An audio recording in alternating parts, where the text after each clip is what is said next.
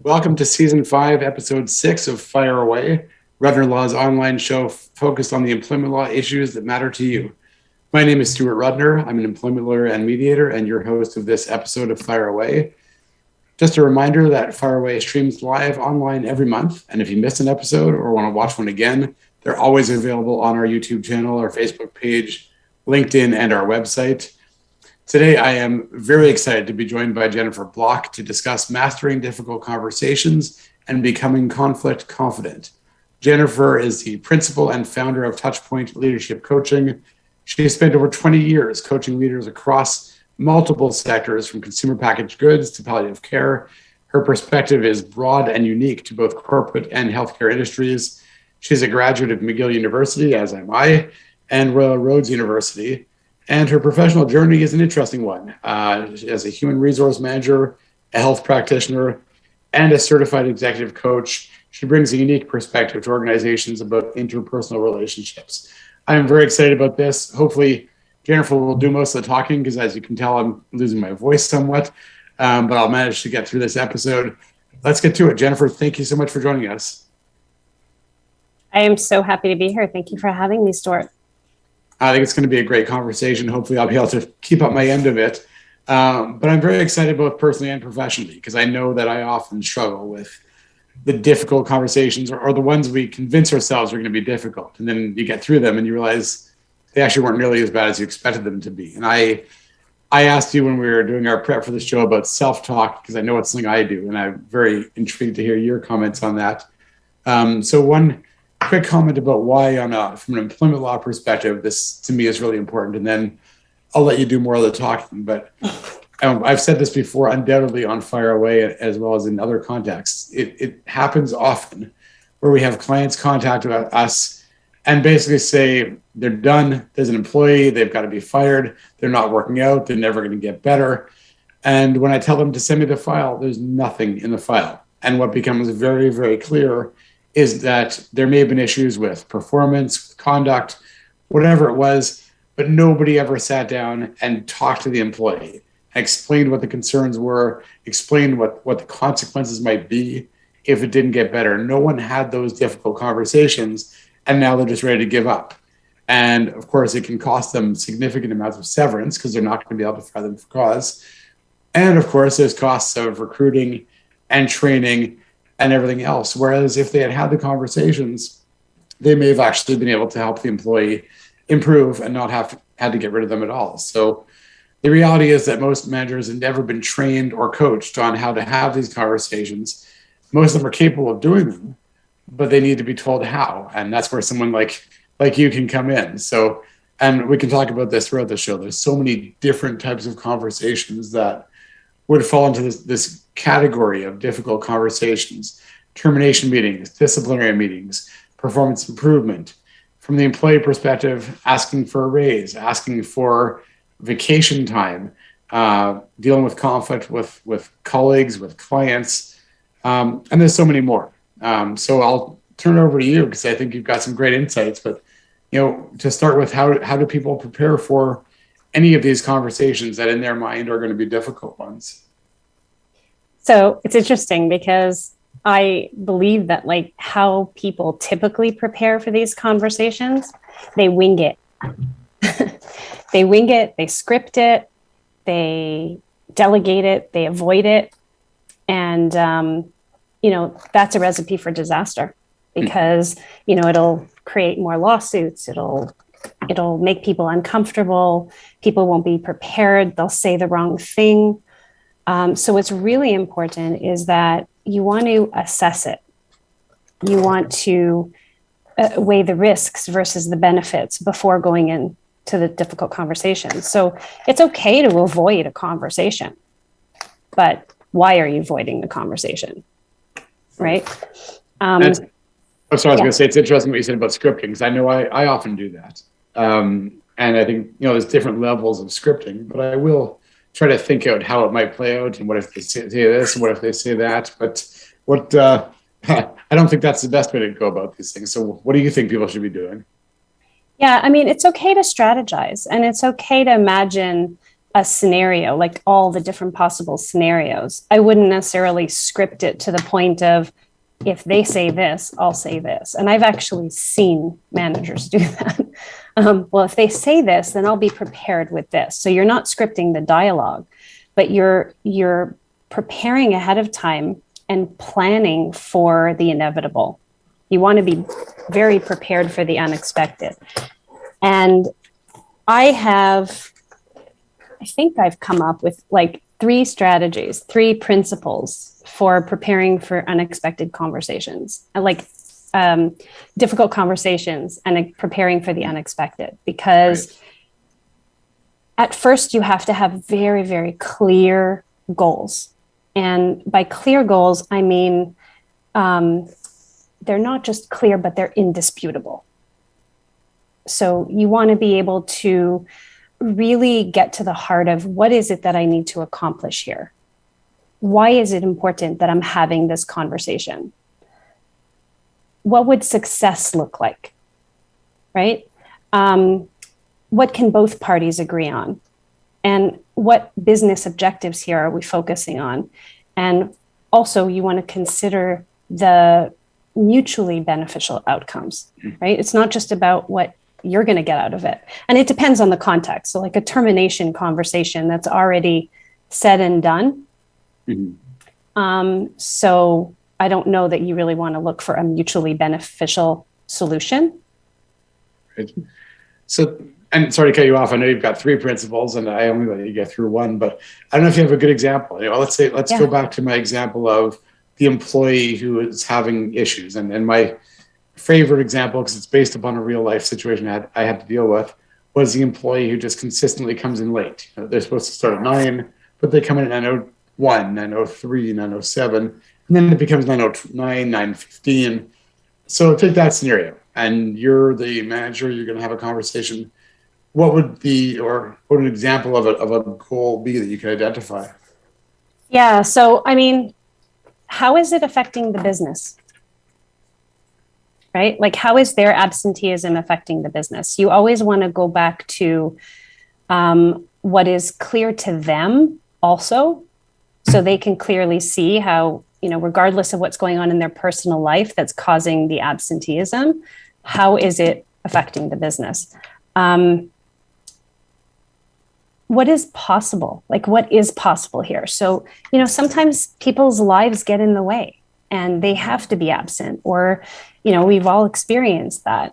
And if it's a chronic absenteeism, maybe try to understand exactly what's going on and what solutions or possibilities are there that can be worked through in a way that can help the business. Without having that conversation, you're not going to be able to understand exactly what's going on in their lives. And it is important. I think people underestimate that a lot. Great. I'll give you one more twist, and then I will let you get back to your 3 principles. So the scenario I gave you, the person coming in late, it's going to be hard for them to argue. There's going to be objective evidence to come in late. So they might argue about the frequency, but that's pretty clear cut. But what about a more ambiguous or subjective issue? If you say that they are not doing their reports properly or not doing the work as expected, and they won't agree, and they just say, no, I think I'm doing everything you've asked of me, and I can't agree that there's an issue. How do you deal with that type of situation? Yeah, so I think going back to the observable pieces of how it's affecting the business is really key, because at the end of the day, you might not be able to link it back to their absenteeism, or you may not be able to link it back to their performance directly. But what you can do is ask them what they can do or what they can contribute to solving the problem. So if the end result, I guess you have to kind of define, what is the problem here? Is the problem their performance? Is the problem their absenteeism? Or is the problem the result of what's happening at the end of the day for the business? So if you stay focused on the end result, then you have the ability to get the employee to be accountable for helping you. I like that. And it also makes it a bit less personal when you're talking about the impact on the Exactly. organization. That makes sense. Okay, so so first principle is having indisputable goals, and what are the next two? Yeah, so the next one is my favorite, personal favorite, is self-regulation. We all have our beliefs and our values and our biases and our judgments and our assumptions about people.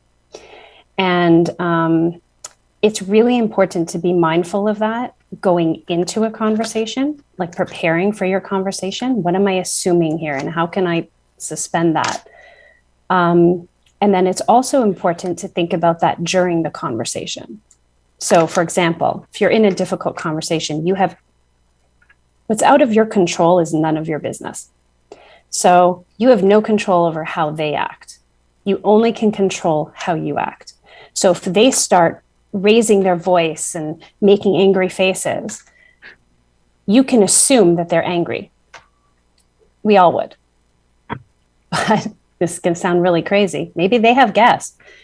You can acknowledge that their shoulders are raised, that their brow is furrowed. You can acknowledge that they're raising their voice.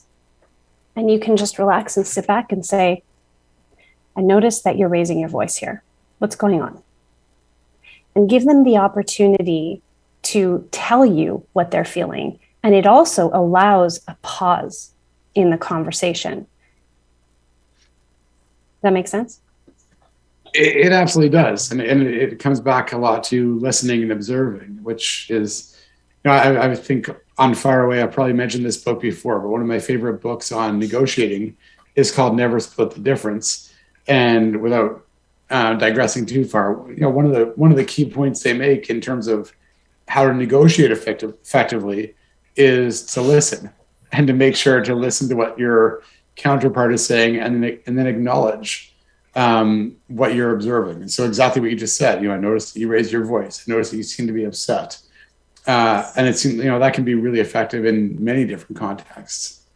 Yeah. And how are you going into this meeting in the first place? Are you going in for a fight, or are you going in for a way out, like a path forward? You want to be able to really think in that whole self-regulation aspect. You want to think about, you were asking me before, how do I prepare for an ambiguous situation, right? Here's a perfect example of how you can do that. Identify your triggers.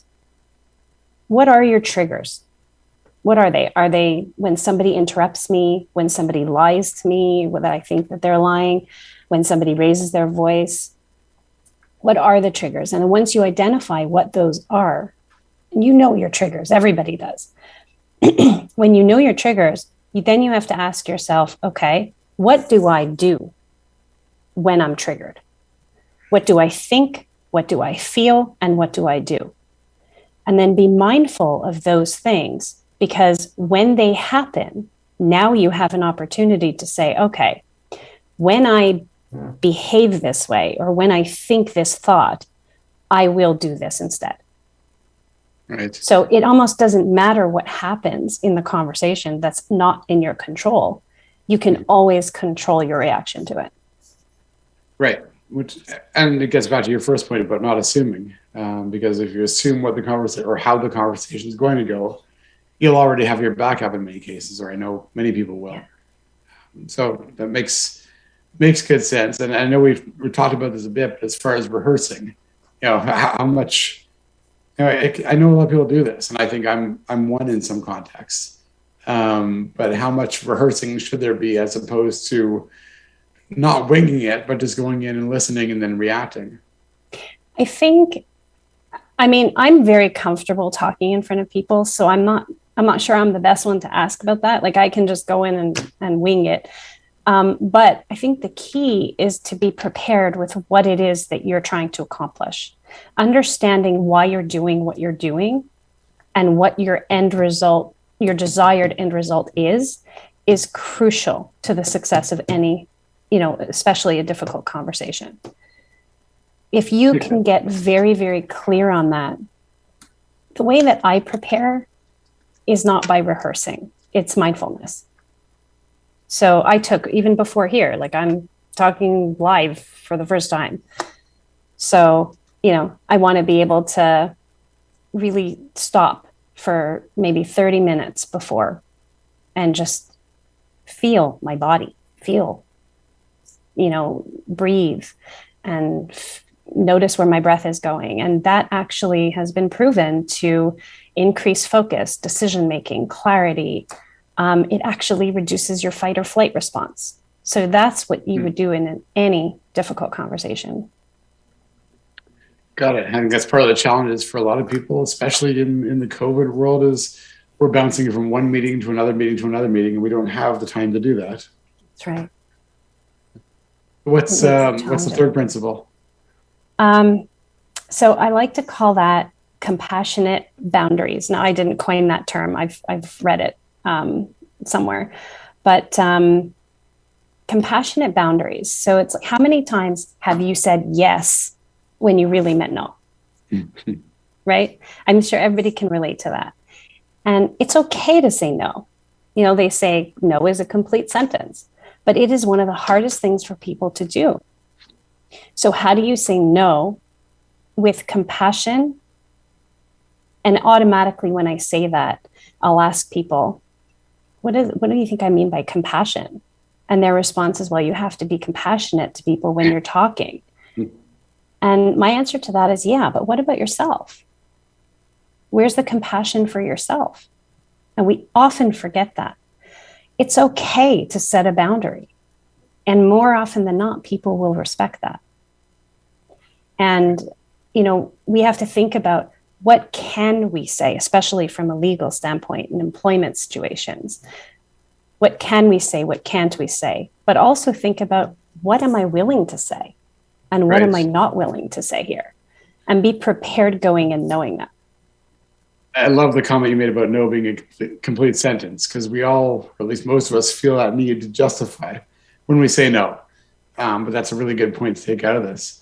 And the other point I wanted to pick up on, because I know we've talked about this before, is silence. And I mean, I'll say, I started practicing law and I was doing a lot of litigation, especially early in my career. One of the things I learned early on is silence can be the most effective weapon. If you are examining someone at discoveries or depositions, as they say in the States, or in a trial, if you just let that silence linger, people will often feel the need to fill that gap, and they will just keep talking. But it also gives you time to think and actually process what you've heard and where you go from here. So I know you want to talk about how you can use silence effectively. Yeah, and also it helps you observe. It helps you take a moment to observe the person's body language. How are they reacting to what you're saying? Where is that opportunity for you to be curious and ask them questions about that and make it a real conversation, not just one-sided? Silence is funny because it's so uncomfortable. And even for me, like I'm in a conversation and I just, in a coaching call, and I see that moment where the client is starting to get it and they're starting to reflect, and I'll just stay silent because it empowers them. It holds them capable to come up with the answer on their own.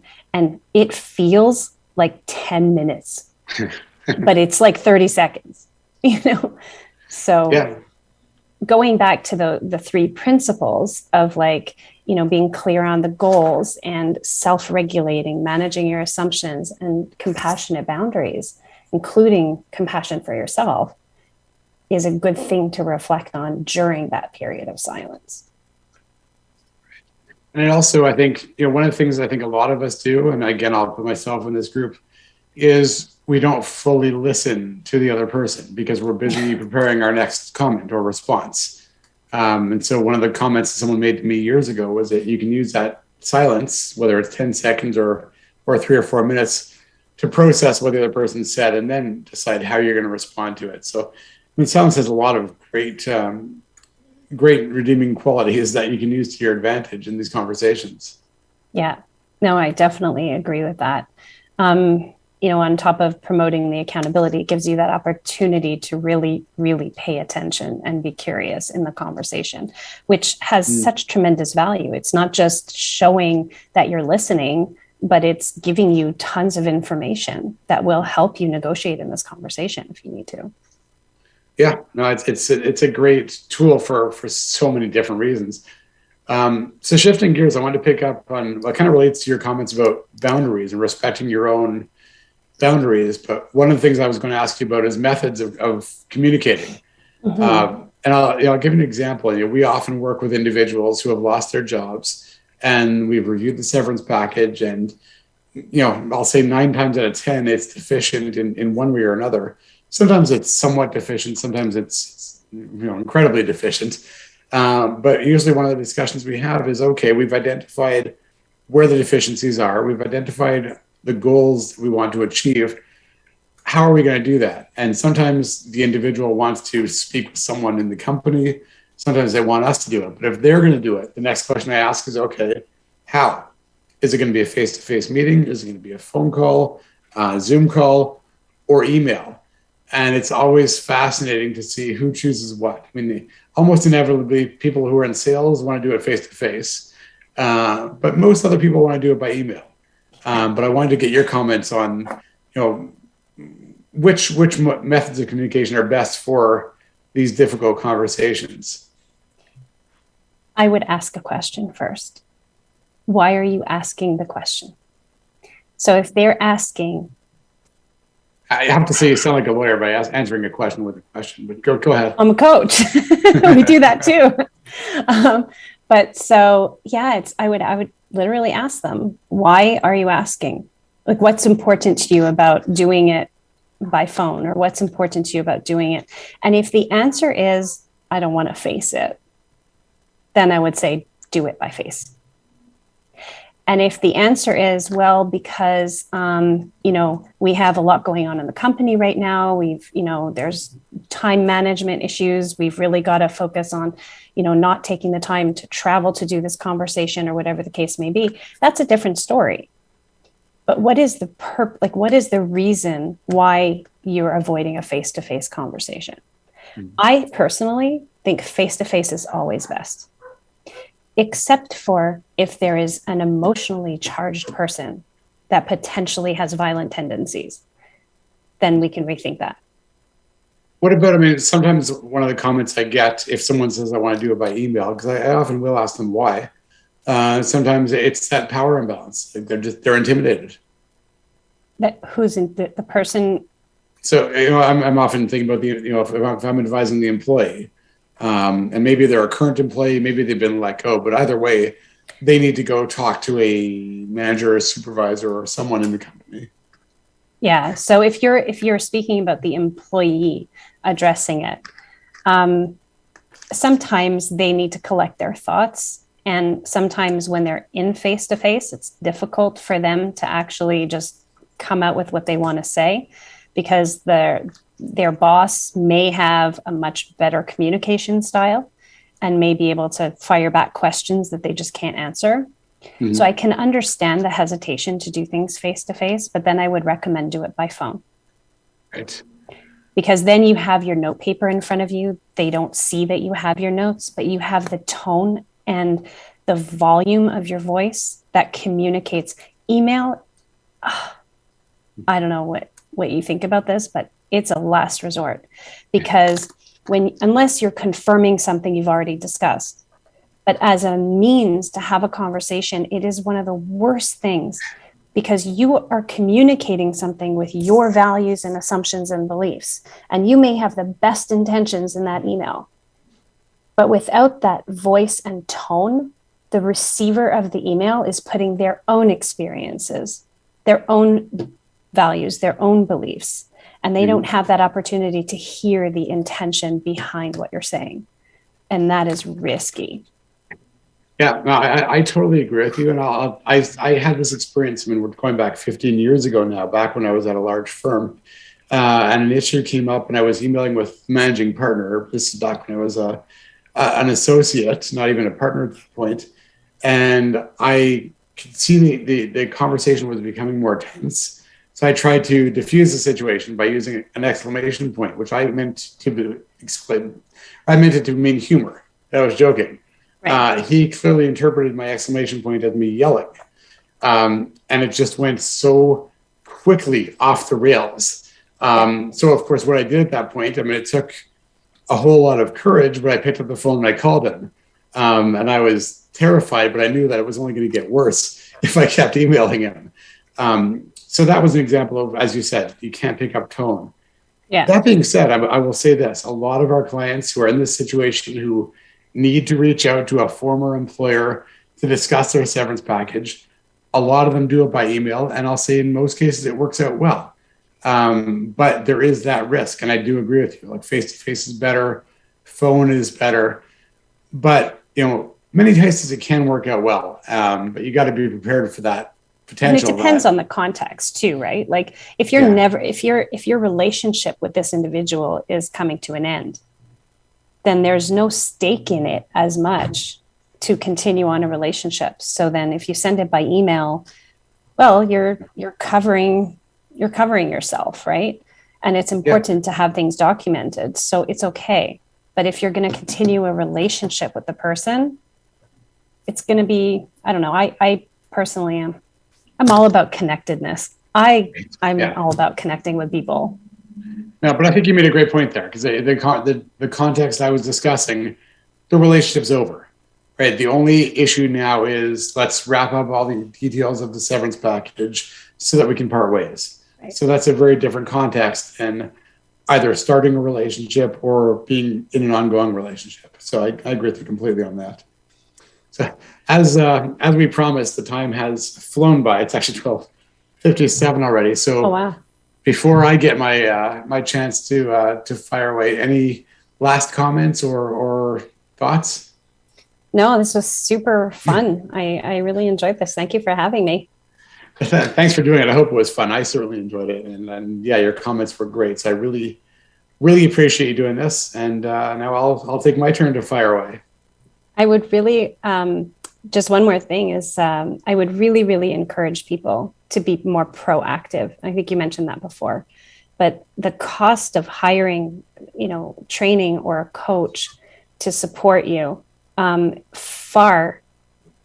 is far less than the cost of the severance and the cost of hiring somebody new. So really, really consider it. You sound like you've been listening to our marketing materials, because we always say it costs you a whole lot less to avoid the problem than it does to fix it. So yeah, that's what I'm there for. No, absolutely. And obviously, I'm not surprised that we're on the same page. So again, thank you for doing this. That was a great discussion.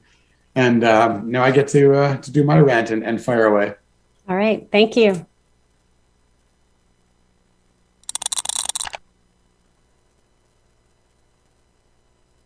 So one of the most frustrating situations that we deal with at Rudner Law is where we're contacted by an employer client and we're told that they are just done with an employee. They've been consistently engaged in misconduct, or their performance has never been what it should be. Clearly, it's never going to get better. It's time to move on and terminate their employment. And so the next thing we do as lawyers are want to do is we ask to see the file. And we look at the file and there is absolutely nothing in there about any concerns whatsoever. Odds are what we'll see is the annual employment review, which says that they met expectations or whatever the equivalent is. And if the employee is ever asked about any concerns, which sometimes arises in the context of litigation, they'll say they had no idea that there was an issue. And if they knew there was an issue, they would have addressed it and fixed it. But what becomes clear to us is that the manager or the supervisor or whoever was dealing with this employee never took the time to engage in those difficult conversations to raise the concerns with the employee, or if they did, they never documented them because they felt it was too awkward to put it in writing or too threatening to put it in writing. And even if they did that, they didn't clearly indicate what the consequences of not improving would be. And it's understandable. And as we talked about in season 5, episode 6 of Fire Away with Jennifer Bloch, it's very difficult to have these difficult conversations, and people avoid them, and managers and supervisors avoid them. It's understandable. The problem is it costs the company money. Either it costs them money because now, instead of potentially having just cause to fire somebody, there's no evidence to support that. So you can let somebody go, but you're going to pay severance. And then you're going to pay the costs of recruiting them and of training their replacement. So that's a whole lot of costs. Whereas you could have avoided the severance costs, the recruiting costs, the training costs, or in the ideal world, if you sat down with that employee and explained the concerns, explained the potential consequences, they would have understood that they need to improve, and they would have. And in that case, you've managed to maintain the employment relationship. And I think it's important to understand that when we talk about severance and dismissals, and we're talking about just cause for dismissal is often referred to as the capital punishment of employment law. Judges take it very seriously. And one of the things that a judge will want to see is that the employee was given a fair shake, that they were clearly told what the expectations were, how they're failing to meet them, and what the consequences will be of continued failure. And if they don't see that, then a court's going to say that there was no just cause, in which case severance has to be paid. So what all this means is that you've got managers and supervisors who avoid difficult conversations, and it ends up hurting the company. So critically, managers need to be coached on how to engage in these conversations and trained on why it's important. And as I mentioned in season 5 of episode 6 of Fire Away, Jennifer Bloch had some tremendous advice on how to engage in these conversations and really turn them to your advantage. So I encourage everyone to watch that episode. It'll help you with both your personal and your professional conversations and relationships. And ideally, we're going to see companies who are being proactive and coaching their managers on having these conversations rather than waiting until they get burned and then they've got to pay the costs, pick up the pieces, and move forward. So that's really all I wanted to say on that subject. That's all the time we have for season 5, episode 6 of Fire Away. So I want to thank everyone for tuning in. I want to thank Jennifer Bloch again for joining me for a great conversation. I want to remind everybody that at Rudner Law, we want people to treat their employment relationships as legal relationships and make informed decisions rather than making assumptions. I invite everyone to keep up to date on employment law issues by following us on Twitter and Instagram and LinkedIn, liking our Facebook page, subscribing to our YouTube channel, as well as subscribing to our newsletter. And we're still saying this, although we're making progress on the COVID front, you still need to keep up to date on workplace issues that relate to COVID and to the pandemic more generally. And lastly, as we always say, none of that replaces legal advice tailored to your specific circumstances.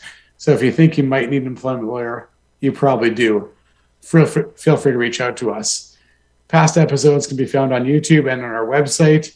And if you like our page or subscribe to our channel, you'll receive notifications of when the episodes are live. Our next episode will be on August 16th, and Brittany Taylor, partner in Rudner Law, will be back in the host seat. Lastly, as always, I want to thank Rob, Rebecca, and Mark for helping put the show together. Thank you all for tuning in. See you next time.